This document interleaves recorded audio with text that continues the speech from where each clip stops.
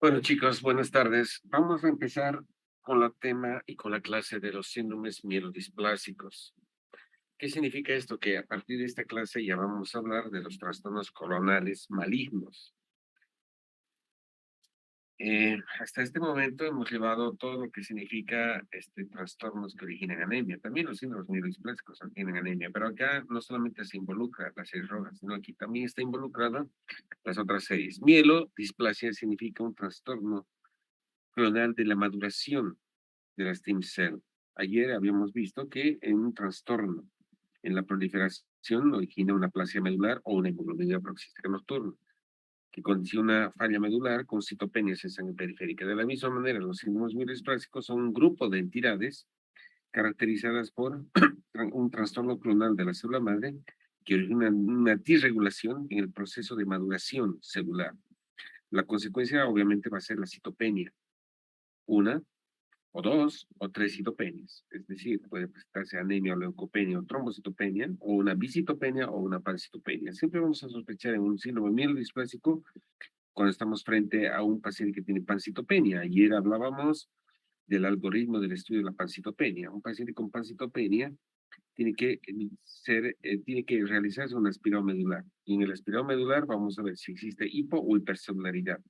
La característica de la mielodisplasia es que existe hipercelularidad, pues es un trastorno cualitativo de maduración. Hay muchas células, pero estas células no maduran adecuadamente y por lo tanto no salen en la periferia y se quedan simplemente en la médula ósea con un proceso de apoptosis acelerado.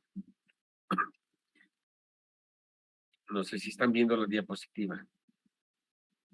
La vamos a poner en presentación. Muy bien. Entonces, los síndromes mielodisplásicos, ¿están viendo la diapositiva, chicos, o estoy hablando solo? Sí, doctor, se ve. ¿Y se oye? Sí, doctor. Bueno. Entonces, chicos, los síndromes mielodisplásicos constituyen un grupo muy heterogéneo de entidades clonales. Clonal significa que afecta a un grupo de células. Y en este caso, afecta a la célula madre o la célula tronco hematopoyética.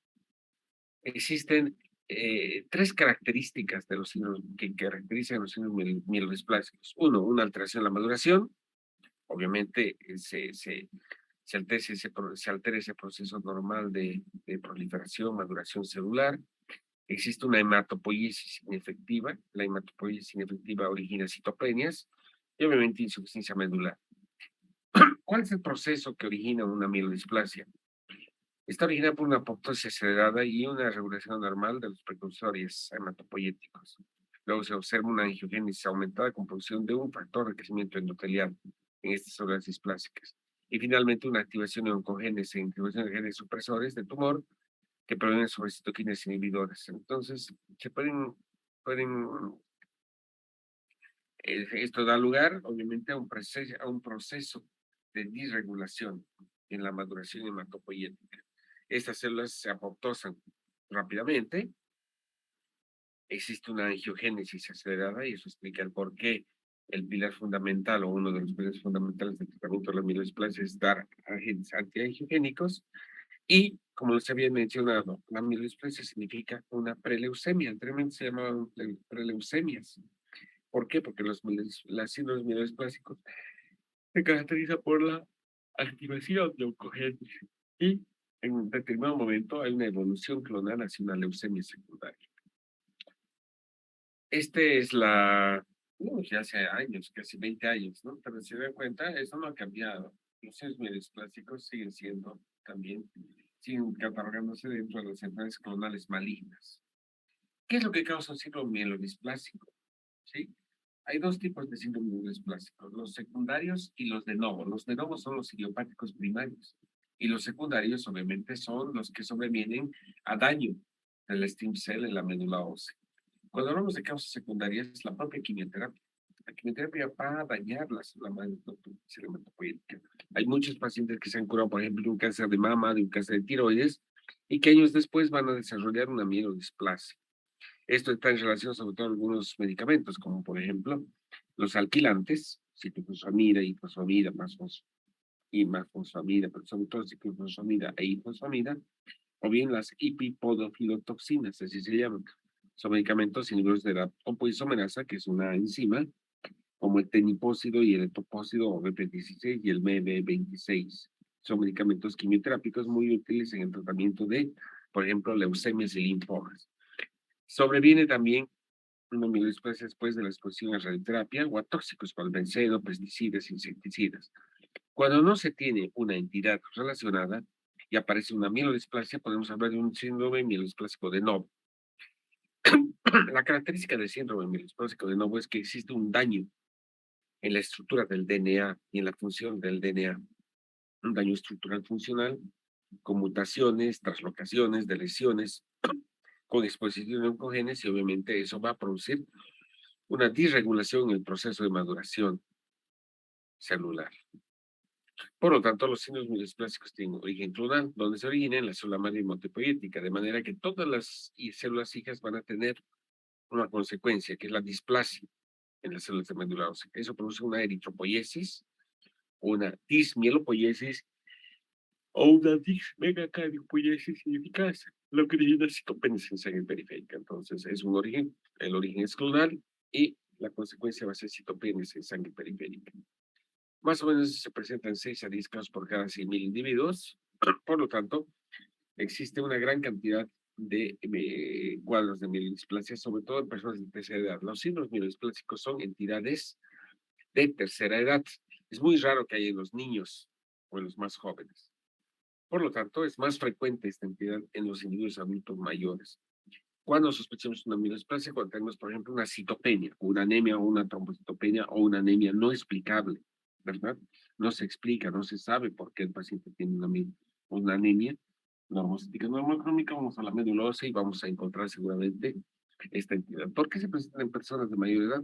Porque conforme ha habido la evolución y la tecnología ha permitido que nos vivamos mayor cada vez más y lleguemos y superemos los 80 años. Antes, muy raras personas que llegaban a los 80 años. Ahora el promedio de vida en Bolivia más o menos es de 70 años. Y no es infrecuente, ¿no? Encontrar abuelitos, ustedes ven en sus familias.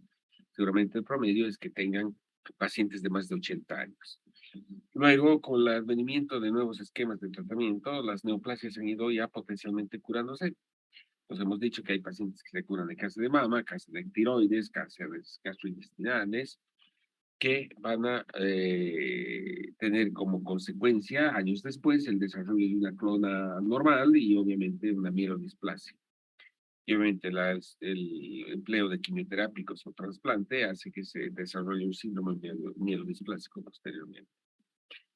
Antes se conocía la mielodisplasia como preleucemia, o anemia dismielipoyética, una leucemia mieloide subaguda, una anemia refractaria, una anemia cerebrástica idiopática. Pero el término más aceptado para un síndrome mielodisplásico es el de una preleucemia. ¿Por qué? Porque en muchos de estos casos se desarrolla en forma secundaria o evoluciona en forma clonal, esta clona normal, a una leucemia de tipo mieloide, por ejemplo. Por lo tanto, siempre vamos a recordar esta imagen. Los síndromes mielodisplasticos especialmente se presentan en personas de tercera edad que involucran alteraciones clonales que son consecuencia de trastornos en el DNA, sobre todo los cromosomas involucrados en síndrome mielodisplásico son el cromosoma 5, el cromosoma 7 y el cromosoma 8. Vamos a ver, por ejemplo, pérdida del brazo largo de uno de los brazos del cromosoma 5, a eso se llama 5Q menos. Está perdiendo el brazo largo del cromosoma 5. O un 7Q menos, es decir, pérdida del brazo largo del cromosoma 7, o una trisomía 8, 3 pares de cromosomas, 3 cromosomas 8. Y todo esto que va a originar una alteración clonal en el proceso de maduración celular, ¿sí? Y una antiapoptosis. Por lo tanto, existe una médula ósea hipercelular y al haber médula ósea hipercelular, ¿sí? Todo el proceso se altera en la médula ósea, pero no salen, ¿sí? En elementos maduros de sangre periférica. Por lo tanto, hay hipercelular en la médula ósea, pero hay citopenias periféricas, anemia, leucopenia y trombocitopenia. Es lo que caracteriza a los síndromes mielodisplásicos. Por lo tanto, mielodisplasia es una anomalía en el proceso de maduración en la hematopoiesis de una o varios linajes mieloides. Puede haber, por ejemplo, anormalidades de los glóbulos rojos, anisocitosis, macrocitosis, asincronía de la maduración nucleocitoplasmática. Hay anormalidades en el mieloides, especialmente en los polímeros nucleares. oligosegmentación o pérdida de las glándulas de los neutrófilos, hipogranularidad o plaquetas gigantes, miren el tamaño del glóbulo rojo. Esas son características que son condición sine qua non para hacer el diagnóstico de síndrome mielodisplásico. ¿Cómo se clasifican los síndromes mielodisplásicos? Eso es bien complicado, chicos, pero es importante que ustedes por lo menos tengan la idea. Hay una clasificación morfológica que es antigua y una clasificación citogenética molecular que es la que actualmente está vigente. Simplemente con fines de información y para que ustedes no se pierdan cuando estén frente a la descripción de un síndrome mielodisplásico, desde el punto de vista morfológico hay 5 tipos de síndromes mielodisplásicos. El tipo 1, cada una de estas es una entidad diferente, con diferente curso clínico, con diferente inclusive tratamiento. El primer síndrome mielodisplásico se conoce como síndrome mielodisplásico tipo 1 o anemia refractaria simple. En la anemia refractaria simple no hay blastos en la médula ósea. Recuerden, normalmente debe haber menos del 5% de blastos. Los blastos son células inmaduras que originan una leucemia. Cuando tienes menos del 5% de blastos, eso es normal. Y en la anemia refractaria, el tener menos del 5% de blastos es normal. Pero ¿qué es lo que caracteriza? Lo que caracteriza es la progresión a mielodisplásica y sobre todo el hecho de tener, ¿sí?, displasia a nivel de la médula ósea, dismielipoiesis, dismeheteropoiesis, diseritropoiesis. Acá existe una asincronía en la maduración nucleocitoplasmática, una alteración morfológica en ese proceso de maduración. Eso es lo que caracteriza la anemia refractaria simple. Luego tenemos la anemia refractaria con cianuro en anillo, o ARSA, o síndrome mielodisplásico tipo 2. Tampoco hay blastos en la médula ósea, pero la característica es que cuando hacemos una tinción de pearls, es decir, una tinción de hierro en la médula ósea, vamos a observar la presencia de más del 15% de cianoblastos en anillo, es decir, la ferritina se ha dispuesto alrededor del núcleo como si fuese un anillo. Eso es anormal. Eso significa una maduración normal. Y cuando hay más del 15% de los eritroblastos, como eritroblastos, que tienen disposición de la ferritina en anillo, eso se llama sideroblastos en anillo. Esa es la característica de la anemia refractaria. La diferencia con la anemia refractaria simple es obviamente el porcentaje de sideroblastos en anillo. Luego tenemos la anemia refractaria con exceso de blastos. Habíamos dicho que el tener menos del 5% de blastos es normal, pero cuando tienes 6, 7, 8% de blastos, esa es la anemia refractaria con exceso de blastos, que básicamente el hecho de tener blastos la constituye esta entidad como una preleucemia. Y la característica cuando hacemos una observación morfológica de la médula ósea es hipercelularidad y diseritropoiesis. Para complicarnos viene el síndrome displásico tipo 4 o leucemia mielomonocítica crónica, donde el porcentaje de blastos también es mayor al 5%, pero la característica que va a permitir la diferencia con la AREP es el número de monocitos en la sangre periférica.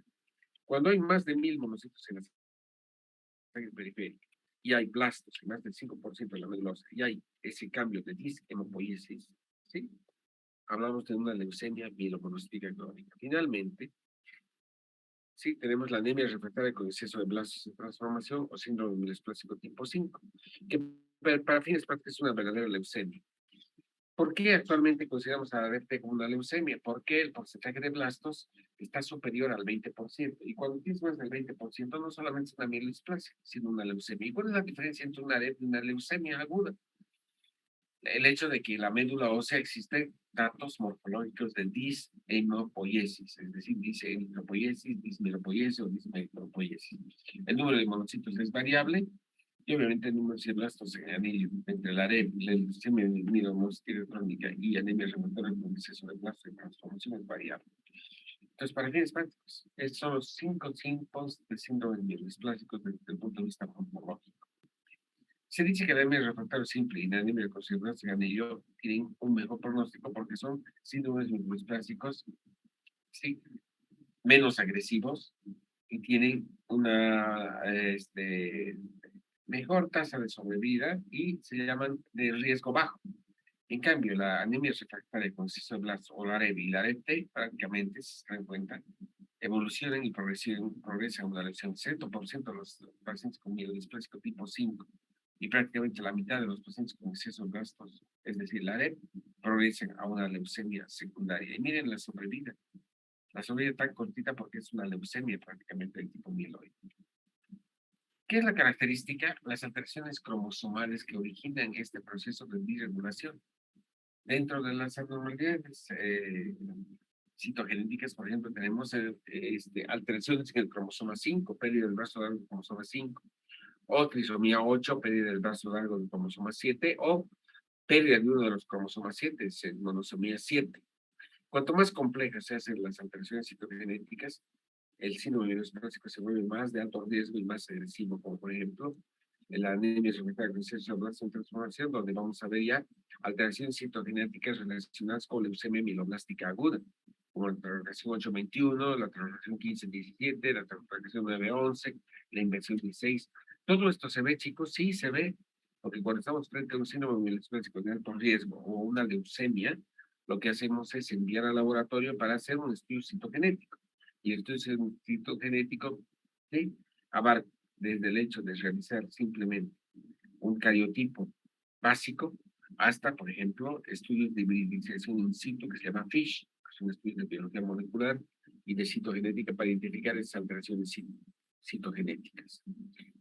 La clasificación vigente y actual de síndrome mieloespásico es esta, que se llama clasificación de la Organización Mundial de la Salud. La otra era una clasificación morfológica para que tomen en cuenta la morfología, pero aquí ya toma en cuenta las alteraciones citogenéticas. Entonces, ¿cuál es la clasificación actual de los diferentes síndromes mieloespásicos? Uno, la anemia refractaria simple, síndrome mieloespásico tipo 1. Simplemente aquí se presenta una citopenia, por ejemplo, anemia inexplicable, normocítica normocrómica, y cuando vamos a hacer un estudio de la médula ósea vamos a ver cambios de dishemopoiesis. Y seguramente si hacemos un estudio citogenético, en algún momento habrá una alteración, por ejemplo, del cromosoma 5. Luego tenemos la anemia refractaria con sideroblastos en anillo, anemia refractaria sideroblástica, ¿sí? Donde existe más del 15% de sideroblastos en anillo. La anemia refractaria con sideroblastos en anillo, anemia refractaria sideroblástica es de dos tipos. Con displasia de un solo linaje, es decir, linaje eritroblástico, que solamente afecta, ¿sí?, a la maduración de la serie roja, o bien con displasia multilinaje, ¿sí?, cuando afecta, ¿sí?, las otras series.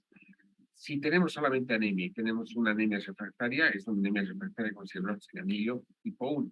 Entonces, tenemos bicitopenia o pancitopenia, ya podemos estar hablando si existe más del 15% de sideroblastos en anillo en la médula ósea de una anemia refractaria sideroblástica.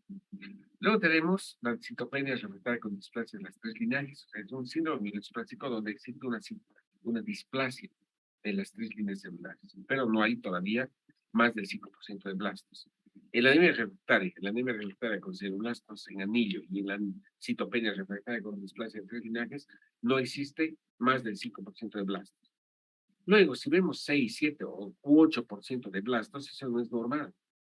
El hecho de tener blastos en la médula ósea nos hace pensar que ya la enfermedad ha evolucionado clonalmente y estamos frente a una preleucemia.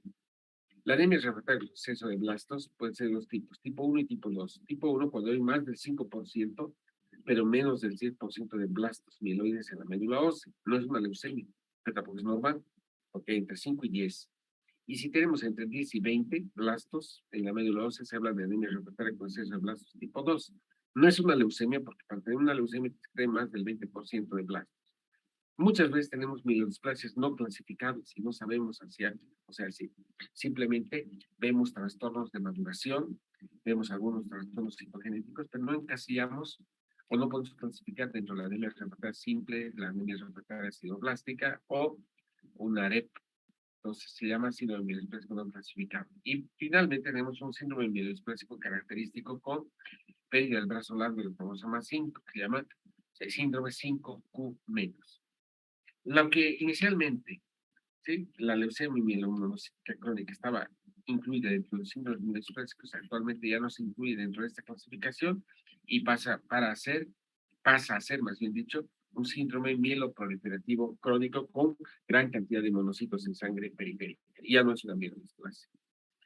Muy bien, ¿cuál es la presentación clínica que nos hace sospechar de un síndrome mielodisplásico? Primero, en el 60% de los pacientes hay anemia, y es una anemia inexplicable.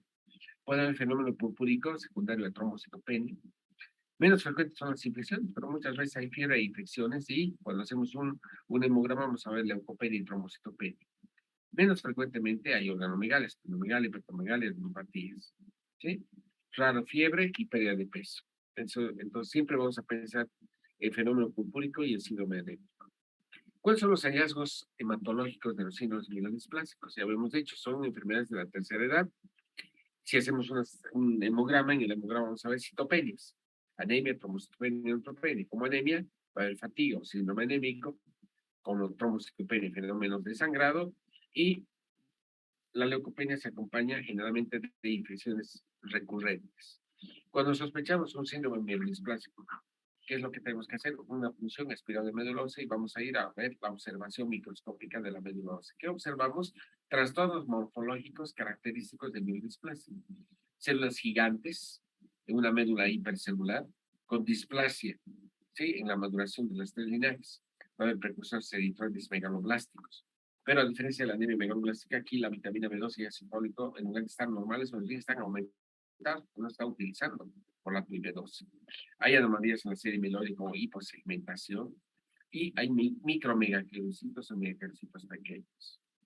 Entonces, en la citometría hemática, en el hemograma que encontramos anemia normocítica, normocrómica, y en la descripción morfológica puede haber macrocitosis, anisocitosis y poliquilocitosis.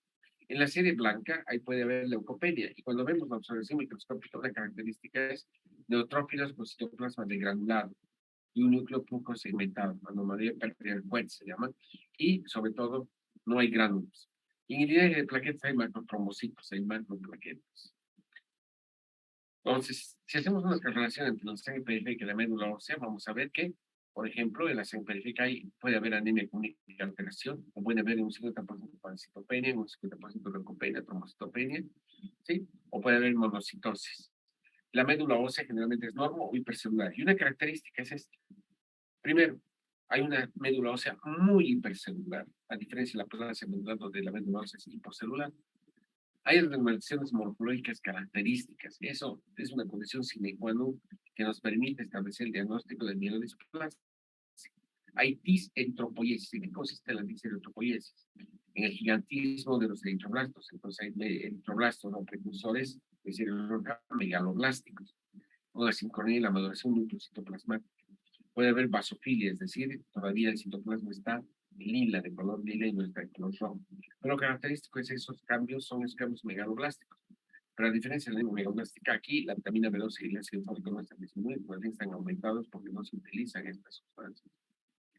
Puede haber disgranulopoiesis, alteraciones de la maduración del serie granulocítica, exceso de formas inmaduras, puede haber blastos, hemos dicho más del 5%, pero menos del 20%. Generalmente con la sincronía en la maduración, pérdida de gránulos, son neutrófilos hipogranulares, ¿sí? Y un defecto de la segmentación. O puede haber hipersegmentación o hiposegmentación.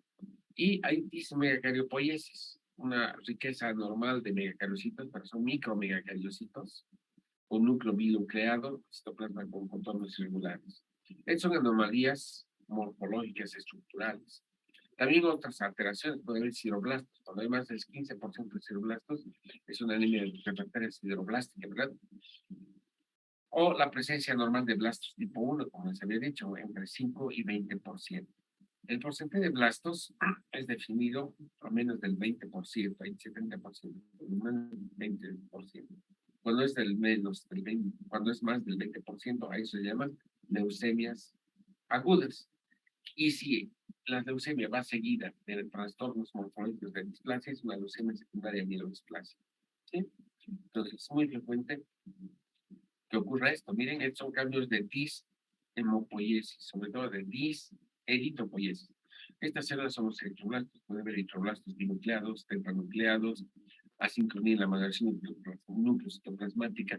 Miren, hay corpúsculos de Hoyle-Jolly que son alteraciones, son restos nucleares en el citoplasma y sobre todo son células grandes. Comparen los rojos con estos megaloblásticos. Esta es la característica de los síndromes mielodisplasicos. Ahora bien, ¿qué implica tener un síndrome mielodisplásico? Implica que probablemente vas a evolucionar una leucemia. Entonces, cuando tenemos el diagnóstico de un síndrome mielodisplásico, lo que tenemos que hacer, chicos, es evaluar el pronóstico. ¿Qué es el pronóstico? ¿Cómo le va a ir a nuestro paciente que tiene un síndrome mielodisplásico? Y para eso tomamos en cuenta tres parámetros, que son los parámetros del Índice Internacional Pronóstico de un síndrome inmunoesplásico. Y le damos un puntaje que va de 0 hasta 2 puntos. Primero, tomamos en cuenta en el paciente el porcentaje de blastos que tiene la médula ósea. Menos del 5%, que es normal, 0. Entre 5 y 10, 0,5. Y cuando hay entre 11 y 20, 1,5. Ese es el puntaje que se le asigna. ¿Qué es el cariotipo? El cariotipo no es más que una foto del estado cromosomal, ¿sí? De la célula. Normalmente tenemos 22 pares de cromosomas y un par de cromosomas XX las mujeres y XY en varones. Si vemos alteraciones estructurales, como por ejemplo, pérdida del brazo largo del cromosoma 5, una monosomía del cromosoma Y, o un pérdida del brazo largo del cromosoma 20, o el cariotipo es normal, 0. Para que ustedes vean, por ejemplo, la normal 5 menos es el mejor pronóstico y se le da un puntaje 0. Si vemos que es un cariotipo intermedio, que tiene, por ejemplo, trisomía 8, monosomía 7, o bien hay más de 3 alteraciones en varios cromosomas, le damos un puntaje de 0,5 a 1. Y citopenias. Si solamente hay anemia, 0. Si solamente hay leucopenia, 0 o 1. Si solamente hay trombocitopenia, 0 o 1. Pero si hay bicitopenia o pancitopenia, le damos un puntaje de 0,5. ¿Sí? Si hay pancitopenia, 0,5. Entonces, sumando, hagan de cuenta que tengamos 5% de blastos, un cariotipo intermedio y anemia y leucopenia, entonces ya tenemos, ¿sí? Un puntaje aproximado de 3. Un puntaje aproximado de 2. Por lo tanto, estamos dentro de un riesgo intermedio. La sobrevida, se dan cuenta, mala, un año. Y esto representa el 39% de los pacientes. La mayor parte de los pacientes están en intermedio 2. El estadio bajo, intermedio, 1, 2 o alto va a depender del puntaje que nosotros le asignemos a un paciente que cursa mielodisplasía. Esta diapositiva es súper importante porque nos permite establecer el pronóstico, la sobrevida media en años inicialmente de 200 mielodisplasía. Miren las sobrevidas pobres en pacientes que tienen anemia. El tratamiento, obviamente, el objetivo es tratar de eliminar y normalizar la hematopoiesis. El tratamiento puede ser en los pacientes asintomáticos, simplemente watch and wait, vigilar. Si es un viejito de 90 años, que tiene una anemia refractaria simple, con 11 de hemoglobina y no tiene ninguna otra alteración, no vamos a transfundirle con 11 de hemoglobina, watch and wait, vigila. Pero muchas veces el tratamiento debe serse sintomático, sobre todo el tratamiento de soporte, si el paciente tiene infecciones a repetición, si el paciente tiene una anemia sintomática, transfusiones, andrógenos, factores de crecimiento, ¿no? Y aquí tenemos el tratamiento, a grosso modo, en los pacientes que tienen riesgo bajo, intermedio y alto riesgo. ¿Sí? Debemos dar, por ejemplo, quimioterapia a dosis bajas en riesgo bajo. Se da quimioterapia porque este es un verdadero trastorno que va a evolucionar una leucemia. Factores de crecimiento, por ejemplo, hipometilantes. Hay hipometilantes actualmente, la salitina y la tricitabina, que son medicamentos muy útiles en el tratamiento de una mielodisplasía. En el alto riesgo podemos dar quimioterapia intensiva, hipometilantes, factores de crecimiento. La finalidad es erradicar y restringir la hematopoiesis normal. No existe un tratamiento específico, como les he dicho. Muchas veces simplemente es tratamiento de soporte, pero actualmente se utilizan hipometilantes como la sacitilina y la decitabina o inmunosupresores y supresores de la angiogénesis, antiangiogénicos como talidomida y lenalidomida. Cuando vamos a utilizar quimioterapia en un síndrome mielodisplásico, por ejemplo, ¿sí? Como un AREP o un AREP tipo 2, que ya tiene prácticamente blastos en el límite para hacer una leucemia, podemos utilizar quimioterapia. El esquema más empleado es el esquema más 3, citarabina, que es un citostático más anticicleno, por ejemplo, taurodoxorubicina por 3 días. Ese es el estándar para la leucemia mieloblástica aguda o para un síndrome mielodisplásico de alto riesgo, tipo, por ejemplo, una AREP tipo 2. Miren, aquí están las diferentes respuestas. Realmente, mielodisplasia es una enfermedad o una entidad muy, muy difícil de tratar. Rara vez vamos a curar. ¿Sí? Miren los porcentajes de respuesta completa, es decir, de normalización de la hematopoiesis. No superan, salvo el topo que llegarse, el 50% de los casos. Y la mortalidad, obviamente, no supera. O sea, uno está vivo no más allá del año y medio. Miren la sobrevida en meses con los diferentes esquemas de quimioterapia. Por eso, en pacientes más jóvenes se propone reemplazar la hematopoiesis y renovar la hematopoiesis y afectar las células leucémicas o las células de la coda mediante el mecanismo de injerto versus leucemia. Eso van a llevar más adelante, cuál es el concepto del trasplante venuloso. Entonces, pues, el trasplante alogénico minerativo al sobre 3 años, a más o menos alcanza el 60%. El trasplante autólogo casi no está indicado, ¿sí? Y el halogénico no minerativo podría ser una opción ideal, ¿no? Halogénico quiere decir de un individuo que es un donador histocompatible.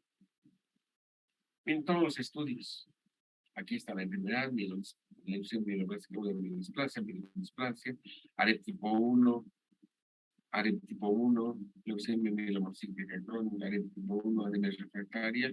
Y aquí están los esquemas de tratamiento: fludarabina, macillarubicina, macitarabina, fludarabina impulsulfan, radiación corporal total, ciclofosfamida, fludarabina y melphalan. O sea, son todos los medicamentos que actualmente se utilizan y que llevan a un paciente a un estado de pretransplante, ¿no? Régimen de condicionamiento para un trasplante de expresiones hematopoyéticas.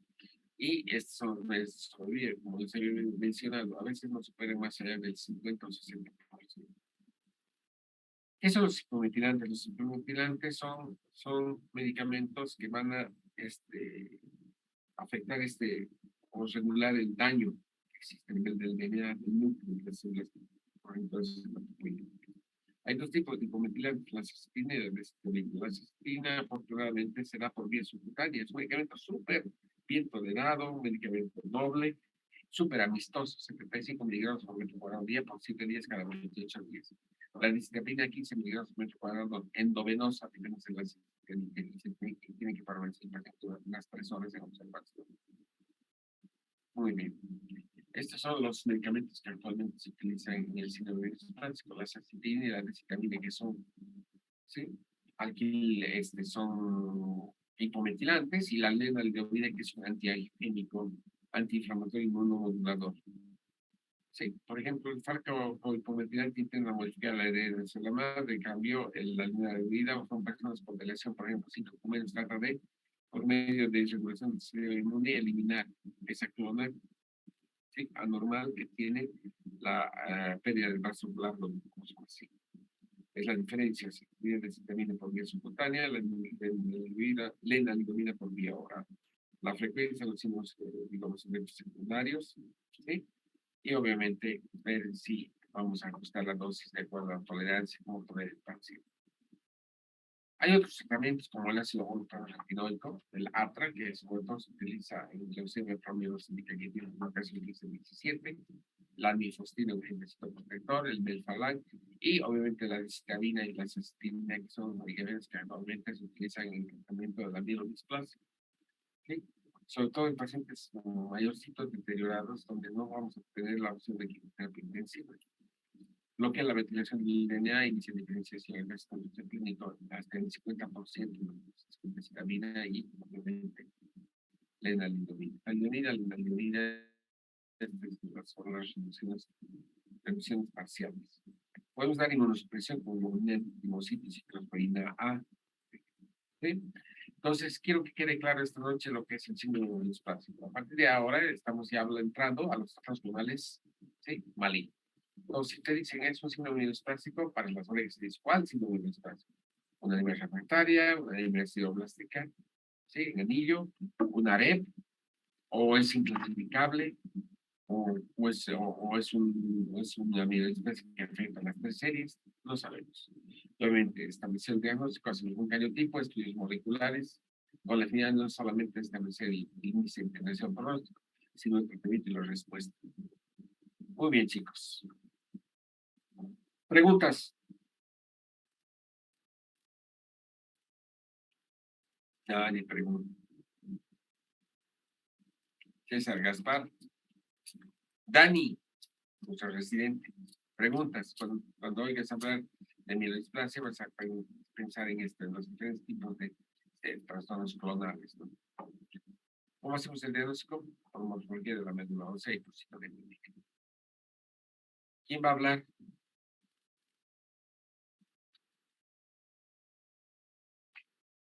Chicos.